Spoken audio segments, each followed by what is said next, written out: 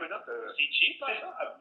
Les gens font 20 minutes par semaine de podcast. Mais voyons, C'est vrai. Faut vraiment être cheap. Ben, ils font 20 minutes il y a des podcasts qui ont lieu une fois par mois.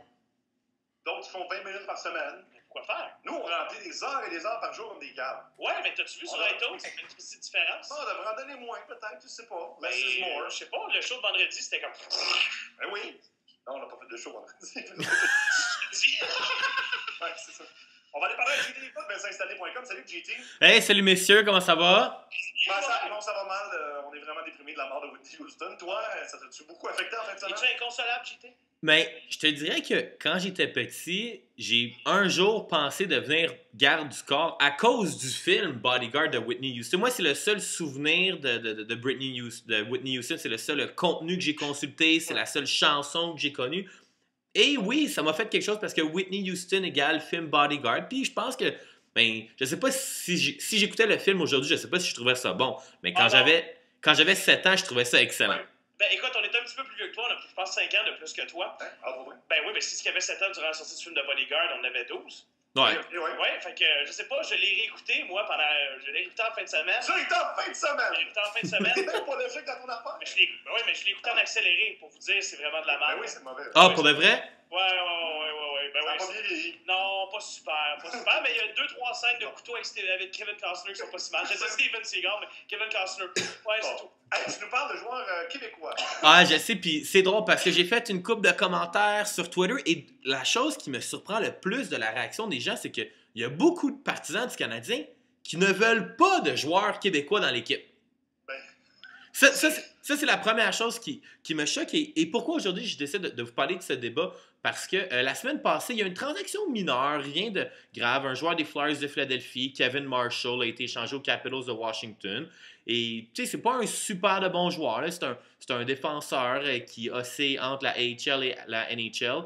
Aujourd'hui, les Ducks d'Anaheim et les Jets ont fait l'acquisition de Maxime Massina que je ne suis pas trop certain de prononcer son nom comme il faut. c'est pas le coup de Shakira, ça?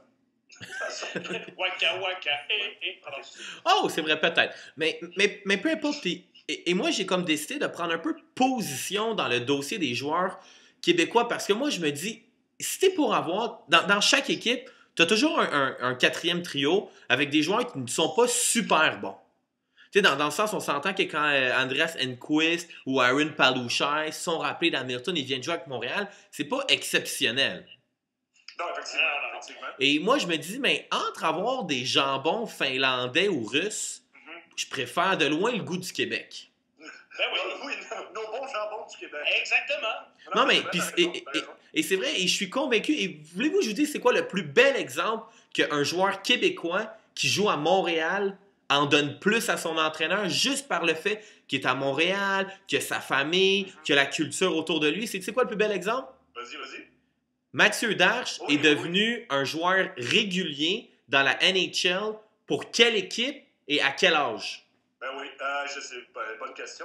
C'est pour le Canadien. Et voilà, Mathieu Darche, là, toute sa carrière, il jouait ailleurs, il jouait AHL, il n'y avait vraiment pas beaucoup de temps de glace. Puis Mathieu Darche, c'est comme Mathieu Darche, c'est le profil typique bon Québécois, là, qui travaille fort, un peu comme Steve Bégin. Puis je suis convaincu, je suis sûr que Mathieu Darche s'en donne une petite coche de plus juste par le fait qu'il est à Montréal, qu'il est fier de jouer au Centre Bell, devant ses amis, devant sa famille. Ouais. Et moi, je me dis, pourquoi le Canadien ne vont pas chercher des joueurs de quatrième trio? Pourquoi on n'a pas une espèce de ligne pro-franco de quatrième trio, de goons, de gars qui frappent, de gars intenses qui en donnent plus? Tu as parfaitement raison. Mais il y avait à un moment donné Guillaume Latendresse puis Maxime Lapierre, puis là, on s'en est comme débarrassé pour pas grand-chose. Je veux dire, c'était comme des gars de quatrième trio pas mal, puis je sais pourquoi, à un moment donné, Bob Gainé, c'était Bob Gainé qui s'en est débarrassé? Ou, Attends, Maxime Lapierre a été changé alors que c'était Jacques Martin. Je pense que Jacques Martin n'aimait vraiment pas beaucoup le style de Maxime Lapierre. Puis tu sais, par contre, si on regarde Maxime Lapierre, il a été changé du Canadien, il était avec les Ducks, ça a été vraiment boiteux. Il est arrivé avec les Canucks de Vancouver. Je ne sais pas ce qui s'est passé avec lui cet été, mais cet été, Maxime Lapierre, il donne il se bat comme du monde. Cette semaine, il a donné une bonne rince à Carl Clutterbuck du Wild du Minnesota. OK. Cool! Mais en tout cas, c'est juste comme un peu mon commentaire, puis je trouve ça décevant que les Canadiens ne prennent pas l'opportunité d'aller chercher des joueurs de quatrième trio québécois, parce qu'un Québécois qui ferait la navette Hamilton-Montréal Dans sa tête, il se dirait j'aime bien mieux être à Montréal qu'à Hamilton. Fait que j'en donnais un petit peu plus à mon entraîneur par intérim unilingue anglophone. Absolument, c'est vrai. Et là, on se dirige peut-être vers une 5e victoire de suite. Wow, c'est à peu près incroyable. Est-ce que, je veux dire, on n'a pas eu de séquence comme ça durant la saison. Le Canadien qui sera. Toi, est-ce que tu y crois un peu, JT? Je te demande parce qu'il y a des gens qui repartent en peur. Je vais te dire un commentaire que j'ai lu sur Facebook. Le Canadien de Montréal, au début de la saison, le Canadien de Montréal est une très bonne équipe sur papier qui a joué comme la merde toute la saison, comparativement aux Maple Leafs de Toronto, qui sont une équipe de merde sur papier, puis qui ont eu une bonne saison. Mais là, ça dégringole un petit peu. Mais moi, je pense, j'ai toujours cru que le Canadien de Montréal, moi, quand je regardais le Canadien au dernier rang, puis même avant l'échange de Cameron Larry, tu regardes le Canadien sur papier, t'es comme, hey, Thomas Plekanec, c'est un méchant bon joueur. Tu sais, tu dis, OK, tu dis une ligne, Plekanec, Giunta, Andrei Kostin, c'est quand même un pas pire bon deuxième trio. Peut-être dans certaines équipes, ça serait un troisième trio, mais Plekanec, c'est un joueur de deuxième ou de premier trio indéniable. Le premier trio qu'on a, Pacioretty, Cole, Desharnais, c'est un fichu de bon premier trio. Tu regardes la défensive, tu dis, comment ça? Piqué Subban, c'est un bon défenseur. Al Gill, il est capable de bloquer des tirs, il est capable de faire la pieuvre devant le filet. Josh Jojo, c'est un bon défenseur. On a supposément Dieu devant le filet. Fait que, mais est-ce que j'y crois?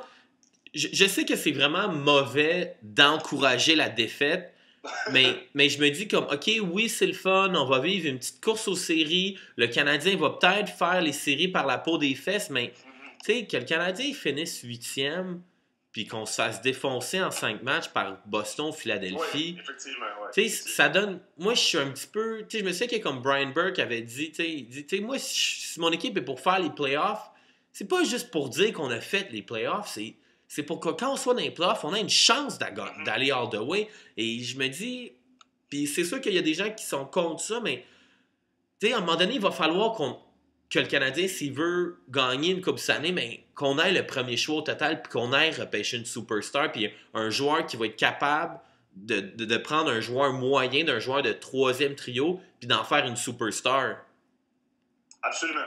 Tu sais, je vais prendre un exemple. Tu sais, James Neal des Stars de Dallas a toujours été un bon joueur, mais c'est un bon joueur que s'il jouait avec un joueur moyen, le joueur moyen ne devenait pas super bon. Par contre, James Neal qui joue avec une superstar, comme un Malkin, là, lui, il explose. Puis c'est ça qu'il va falloir qu'un jour que le Canadien aille, qu'il y ait une espèce de Malkin pour que quand il y a un James Neal qui joue avec lui, il devienne malade. Tout à fait.